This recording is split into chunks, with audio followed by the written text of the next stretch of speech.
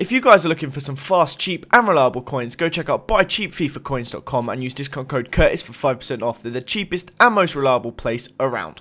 What's up guys, Curtis here and welcome to a brand new episode of FIFA 10 to FIFA 14. Today we're going to be looking at the German World Cup winners. If you don't know what this series is, it's a series where we look from FIFA 10 to FIFA 14 and see how much players have changed. What were they like 5 years ago? What are they like now? So, first up, as I said, we have the German World Cup winners. It'll be very interesting to see how much some of these have come along. I've only just picked the 6 most influential, the biggest ones. I will explain each one as we go through. So, without any further ado, let's get stuck into it. So first and foremost, I wanted to do the guys that have just retired from international football. So we've got Lahm, we've got Mertesacker, and we have Miroslav Klose. So I know, for example, Mertesacker wasn't the most influential, but these guys have just retired, so I thought it'd still be interesting to look at. But nonetheless, we have Philipp Lahm. Amazing how actually he was underrated in FIFA 10. Normally, they massively overrated players, but Lahm had that 80 rated card. Then he had his 86, then 87, then 87, then 87, and now he's actually going to have a central defensive mid card. Very interested that he spent all that time at right back, and he's adapted so well at his age to play defensive mid for Bayern. Absolutely amazing player. Next up we have Per Mertesacker.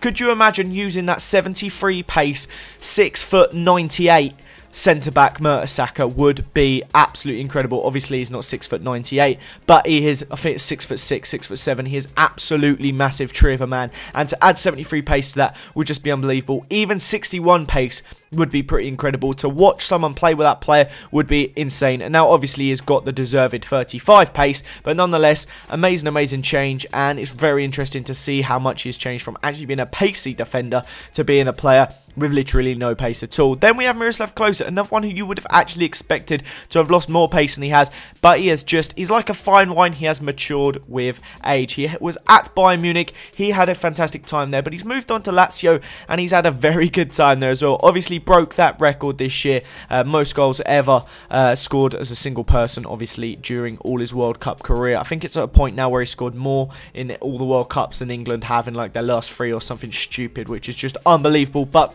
an absolute sensational player, and he is a legend. He should be in the legend video I'm doing, not this one. But nonetheless, next up we have Manuel Neuer, and this one again is another one that I'm sure you guys are interested in. He is one that was overrated back in FIFA 10, because I'm not saying that he was an overrated player. The way I've said this is really hard to actually justify it now, but the fact that in the next year when he had his fantastic season, he was then given an 85.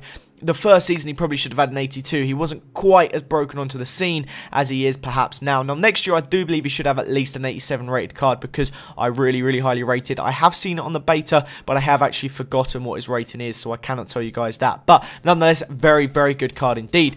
Next up, Thomas Müller, the guy that's about to go and nab that Klose record. If it doesn't happen, I'll be shocked. The amount of World Cup goals this guy has, he is basically a World Cup scoring machine. You put him in any team, he will bang you goal, World Cup goal. He loves himself some World Cup goals, as I'm sure you guys all know from watching the World Cup. He was absolutely sensational, and it's just going to be exciting to see how he does in 2018, 2022, and most likely even 2016, because he's still probably got another 12 years in him. He's only, what, 24? Absolutely unbelievable that he's so close up to the record, and he is so young. What a player he is indeed. Next up, we have Bastian Schweinsteiger, one of the best players at the World Cup. In my opinion, he had an absolutely incredible year, and it's another one that you look at that first year, massively underrated. You look at Lahm, he was an 80, Schweinsteiger 79. They didn't get that good overnight. They didn't jump to an 85, all of them. They were good, but the fact he was a 79 right mid back in FIFA 10 is kind of funny, considering he's an 88 centre mid, completely different player now, and actually some of his stats are worse, like his shooting's worse,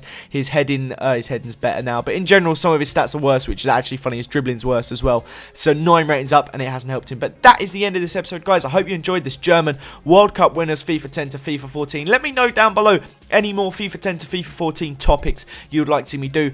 What do you want to see the changes between players? Once again, we fit 6 in this episode, so I hope you guys did enjoy it. Leave a like if you did. Have a nice day, guys, and I'll see you all next time. Bye!